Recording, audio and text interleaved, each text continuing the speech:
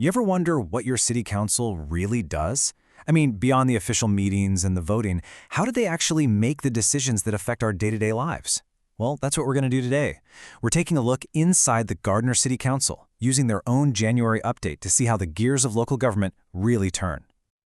And look, we're getting this info straight from the horse's mouth. This is the council president's own monthly update. So this isn't speculation or some secondhand report. It's a direct look at their priorities and their actions, giving us a real front row seat.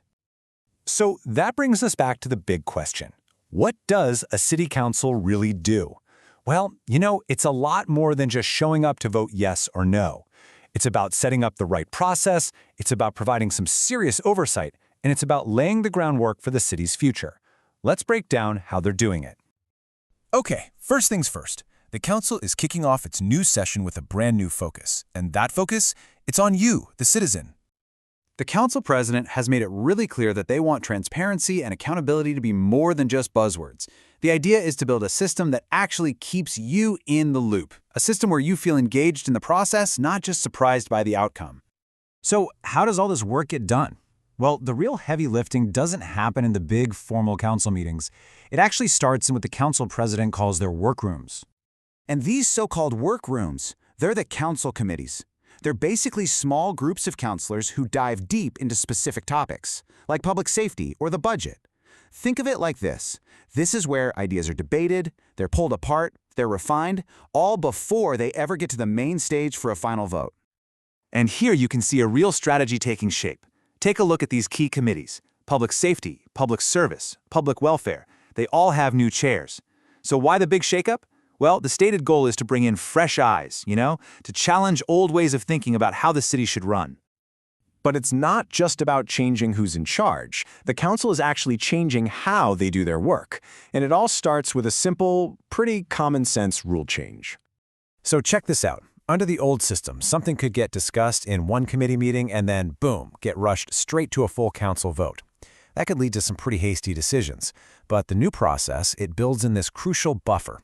Every single item now has to be discussed in 2 separate meetings. That gives councilors way more time to do their homework, ask the tough questions, and hopefully prevent some costly mistakes down the line. Councilor Tessone, who's one of the new chairs we just mentioned, he really summed it up perfectly. He just called a change simple common sense. And yeah, it might seem like a small tweak, but it's actually a pretty fundamental shift toward being more deliberate, more careful with how things are done. And get this wasn't some big, contentious fight. The council's support for this was overwhelming. The final vote, 10-1. I mean, that really shows a powerful, shared commitment to getting things right, even if it means slowing the process down just a little bit. Okay, so we've talked about processes and rules, but what does all this actually mean for you? Well, it translates directly into real-world results. Let's look at how the council's work impacts something we can all see and use, the city's parks. Let's take the Maki Park project. This thing was kind of a headache, right? It was plagued by cost overruns. The council's job here was oversight, plain and simple. They launched an investigation way back in 2024 to figure out what went wrong. And just this January, they officially closed the case after getting confirmation from the mayor that, yes, the project is done and taxpayer money is secure. And this slide really shows the 2 sides of the council's job. On the one hand, with Maki Park, you see them acting as a watchdog, closing the book on an old problem and making sure there's accountability. But then on the other hand, you have the Oliva Case Playground. Here, they're acting as an enabler, looking to the future and securing state grants for improvements. So it's about both solving yesterday's problems and creating tomorrow's opportunities.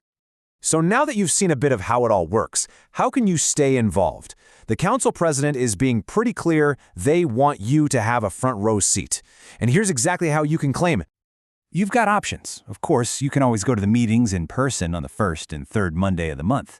But hey, if you can't make it down there, they're also broadcast on local TV and streamed live right on the city's website. They've really made it easier than ever to follow along and, hold them accountable. So there you have it. From the small workrooms where ideas get their start, to the common sense rules that guide the debate, all the way to the parks and projects that come out of it. You've now seen how the gears of your local government really turn. The process is clear, the doors are open, so the only question left is, now that you know how it works, what will you be watching for?